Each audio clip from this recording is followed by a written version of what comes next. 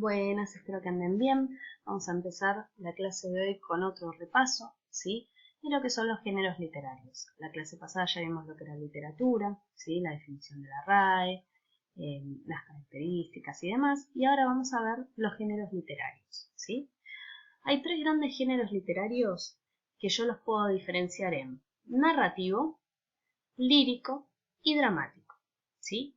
Bien, empecemos por el narrativo. Bien, entonces, se va a caracterizar por la presencia de un narrador, ¿sí? Después vamos a ver los tipos de narradores, porque puede haber varios tipos de narradores, pero en principio va a tener un narrador, ¿sí? Ese narrador va a ser el que va a relatar las acciones que se llevan a cabo por los personajes, teniendo en cuenta un tiempo y un espacio determinado, ¿sí? ¿Qué podemos encontrar? ¿Qué tipo de obras podemos encontrar en el género narrativo? Bueno, podemos encontrar cuentos, podemos encontrar novelas, ¿sí? También podemos encontrar mitos, que ustedes leyeron, ¿sí? Leyendas, bueno, esos son algunos ejemplos. A su vez, cuentos, novelas, bueno, yo los puedo ubicar en determinados géneros, ¿no? Como puede ser, por ejemplo, realismo, cuento tradicional, cuento moderno, realismo mágico, fantástico, policial, bueno, terror, lo que quieran, ¿sí? Hay un montón. Bien, después tenemos el género literario que es el lírico o poético, ¿sí? Lírico poético, cualquiera de los dos nombres está bien, ¿sí? Se va a centrar en un yo lírico, ¿sí? Un yo lírico que va a expresar sus ideas, sus sentimientos, sus sensaciones, sus pensamientos. ¿En qué tipo de obras yo podría encontrar a este yo lírico expresando esos sentimientos, esas sensaciones, lo que le está pasando? Por ejemplo, en una poesía, ¿sí? O en canciones, si quieren, ¿sí? Cualquier tipo de poesía, poema, cualquiera va a tener un yo lírico. ¿Hasta ahí va? Bien, después tenemos el género dramático, ¿sí? Bien, en él las acciones de los personajes tienen un solo fin, que es el de ser representado, ¿bien? Por actores sobre un escenario. ¿Por qué? Porque está dirigido al teatro, ¿sí? ¿Qué tipo de obra voy a encontrar? Entonces, las obras de teatro. Por ejemplo, ¿qué tipo de teatro? ¿Qué tipo de obras puede ser? Puede ser comedia. ¿Qué otra conocen? Tragedia. Tragedia. O la combinación de ambas, que sería tragicomedia. No va a entrar ahí, vamos a ponerlo abajo. Bueno, tragicomedia, entonces.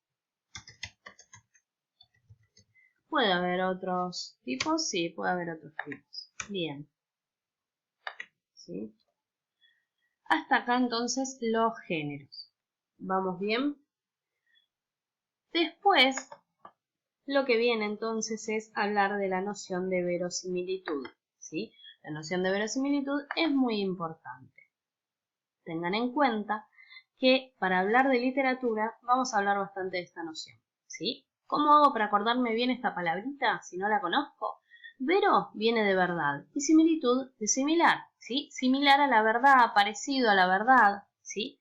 Verosimilitud va a ser algo que no es cierto, pero podría serlo. ¿Bien? ¿Cómo podría utilizarlo yo en una frase? Decir que algo es verosímil. Por ejemplo, cuando hablamos de gráficos, cuando ustedes juegan a la Play y dicen que son muy verosímiles esos gráficos, bueno, porque son muy parecidos, porque parece una realidad. Hay juegos que parecen directamente una película, ¿sí? Ya no son como antes. Entonces son muy verosímiles, son muy reales, muy realistas, muy parecidos a la realidad. Cuanto más verosímil sea algo, quiere decir que más realista nos parece. ¿Bien? Entonces, no es cierto, pero podría serlo. Y acá se une a la noción de lo que sería ficción. ¿Bien? ¿Qué va a permitir la verosimilitud o para qué lo utilizo en lo que es literatura? Para permitir al lector interesarse por la mentira que le estamos contando. Esto cuenta no solo para literatura, sino también para lo que sería el cine también, o cualquier historia que se quiera contar, cualquier ficción que yo esté contando, ¿sí? Me voy a basar en cosas reales, pero voy a inventar, ¿sí? O esa sería la idea. Bien, entonces voy a tomar algo que no necesariamente pasó, que no necesariamente lo estoy contando porque existió, pero que en algún universo eso podría haber existido. Lo voy a ir dando con ejemplos, ¿sí? Bien, ustedes tengan en cuenta, entonces, como repaso o como resumen, que la verosimilitud va a ser la apariencia de lo verdadero que tiene una representación de la realidad o de lo real, ¿sí? Que parece verdad. Yo veo una película y creo que eso podría ser cierto. Depende de qué tipo de película. Hay películas que me engancharán más, que me creeré más la mentira, y hay películas en las que no. Lo mismo pasa con los libros, con los textos, ¿sí? Entonces, decimos que una historia va a ser verosímil cuanto más parecida sea a la realidad que yo conozco, ¿sí? Por más ficción que sea, si me da la impresión de ser cierta, digo que es verosímil, ¿bien? Es importante que no confundamos la verosimilitud con el realismo necesariamente, ¿sí? ¿Por qué? ¿Por qué digo esto? Porque el realismo se refiere a la representación real, fiel, ¿sí? De la realidad.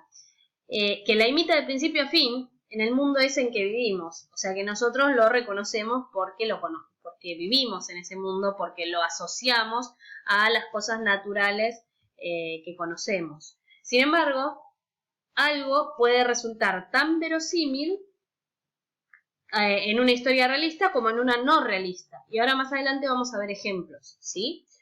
Así que la verosimilitud dependerá de que una vez establecido el contexto, es fundamental establecer el contexto de la historia esa que yo estoy contando, la historia se va a desarrollar de una manera coherente con ese texto. Y esa coherencia que haya con ese texto va a ser lo que le dé verosimilitud.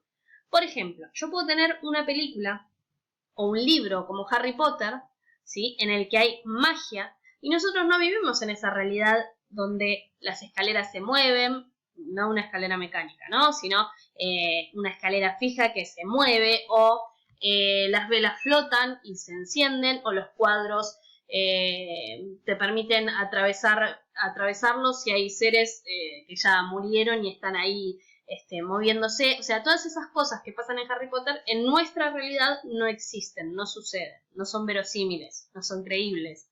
Pero ¿por qué nos enganchamos igualmente con la película o con el libro? Porque hay cuestiones que sí tienen verosimilitud, que sí tienen que ver con cosas que no son familiares, ¿sí?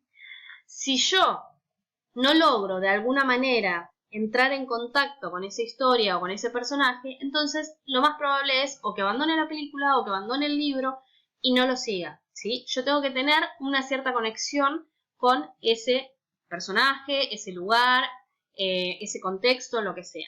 ¿Qué cosas nos pueden llegar a parecer más verosímiles que nos pueden llegar a interesar en estas historias? Bueno, pensemos, ¿qué cosas encuentro, por ejemplo, en Harry Potter, que sean semejantes a la realidad que vivimos nosotros?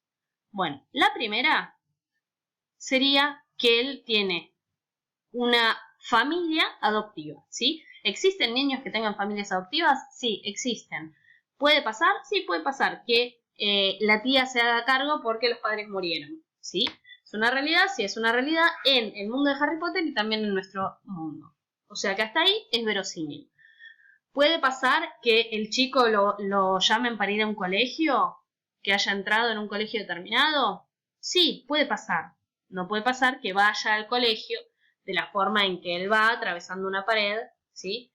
Pero sí que él vaya a un colegio, que vaya con chicos de su edad, que ese colegio sea pupilo. Esas cosas existen y generan un verosímil dentro de un contexto que nosotros podemos asimilar. Entonces, si bien el contexto es mágico y me lo presentan desde el principio, hay cosas que se asemejan a mi realidad y yo las puedo tomar por una mentira aceptable, ¿sí? Porque sé que eso no es cierto, pero teniendo en cuenta esas cosas en el contexto y esas cositas que se parecen a mi realidad, puedo llegar a imaginarlo, a aceptarlo, ¿sí? Mientras esas cosas sucedan. Ya vamos a ir viendo otros ejemplos a medida que lo vamos explicando, ¿bien? Entonces, ¿por qué va a ser importante la verosimilitud? Porque nos va a permitir a nosotros, lectores o espectadores, interesarnos por esta mentira que estamos contando, y esto es fundamental, ¿sí? Si no hay algún punto de verosimilitud en este contexto que estoy presentando, seguramente no me voy a enganchar en la historia, ¿sí? Entonces, una vez que se va a establecer ese contexto de la historia y se va a ir desarrollando de una manera semejante o análoga a cómo funcionan las cosas en nuestro mundo real, ahí vamos a poder dejar nosotros lectores o espectadores que nada impida que pensemos que los hechos que están narrando o que están sucediendo en la pantalla que puedan llegar a ser reales, ¿sí? Nada me va a impedir creer en eso, porque hay un contexto que me lo está avalando. En este mundo, en el mundo de la magia, atravesando este colegio, pasan estas cosas, ¿sí? Que se diferencian a las otras, pero como establecí un contexto, lo creo. ¿Bien? Perfecto. Entonces, otra cosa a tener en cuenta, ¿sí? Son estos hechos que se narran o que se cuentan, ¿podrían haber sucedido realmente? Y dadas este contexto, yo creo que podría suceder, me lo creo, lo acepto, ¿sí?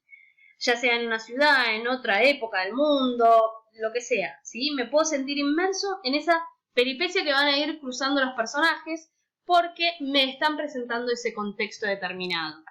Ahora bien, si ese cambio en la historia no me resulta verosímil, si me inventan algo y no me resulta verosímil, ahí se rompe lo que ahora vamos a ver como el pacto ficcional, ¿sí? Se rompe el hechizo de creerme la mentira que me estaban contando, ¿sí? Al lector, al espectador, no le va a parecer que esos hechos puedan ocurrir realmente, ¿sí? Ni siquiera en un mundo distinto al nuestro, porque no me presentaron un contexto determinado, entonces no me lo voy a creer, ¿sí? Y voy a estar todo el tiempo pendiente de que es una ficción y entonces no me voy a enganchar, ¿sí? Va a haber una lógica que va a ser arbitraria y me voy a desinteresar, voy a cerrar el libro, voy a dejar la película. ¿Hasta ahí vamos? Entonces, para analizar todo este tipo de cosas, es que existe algo que lo pueden encontrar como pacto lector o pacto ficcional, estamos hablando de lo mismo, ¿sí? Pacto lector, pacto ficcional, verosimilitud o acuerdo de verosimilitud, ¿sí? Están íntimamente relacionados.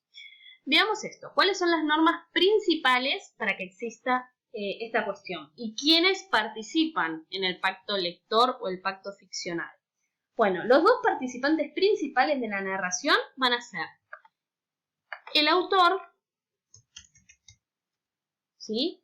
Y el lector. Acá vamos a participar nosotros. Si hablan de películas, sería el director, por ejemplo, y el espectador. ¿Sí? Bueno, van a ser entonces las dos partes de este pacto. Obviamente que no estamos hablando de un pacto real, porque nosotros no es que nos estamos encontrando con ese autor y estamos diciendo te vamos a creer lo que vos me digas, sino que es una cuestión tácita, ¿sí? Yo digo, voy a leer este libro y asumo, o voy a ver esta película y asumo que lo que vea es una ficción, pero me lo voy a creer. Yo sé que es mentira, pero me lo voy a creer durante el tiempo que dure la lectura, el visionado de la película, ¿sí? O de la serie, o de lo que sea. Lo voy a creer durante ese tiempo porque, si no, abandono el libro, abandono la película, ¿sí? Ahora, ojo, yo, lector, espectador, asumo que te lo voy a creer, pero vos, autor, director, tenés que darme lo mejor de vos para que yo pueda creer en eso. Tenés que situarme en ese contexto y tenés que cumplir con un par de cositas que ahora vamos a ver, ¿sí? Bien, entonces, se va a crear este acuerdo de verosimilitud o este acuerdo ficcional o de pacto lector en el que se va a tratar un código que no está escrito, ¿sí? Como dijimos. Pero ambas partes se van a comprometer. El autor sabe de esto y el lector también, ¿sí? Bien, entonces, al comprometerse de esta forma, va a pasar que en la narración se va a crear un proceso que va a ser más ameno y más efectivo. Este pacto ficcional es una característica intrínseca de la ficción. Ya está en la ficción, ¿sí? Sin él, todas las ficciones carecerían de sentido. Si no existiera este pacto, las ficciones no tendrían sentido. ¿Bien? Bueno, el video se va a cortar a los 15 minutos, así que les voy a hacer una segunda parte para terminar de explicar esto. ¿Bien? Así que sigan el enlace después en Classroom para ver la segunda parte. Los espero ahí.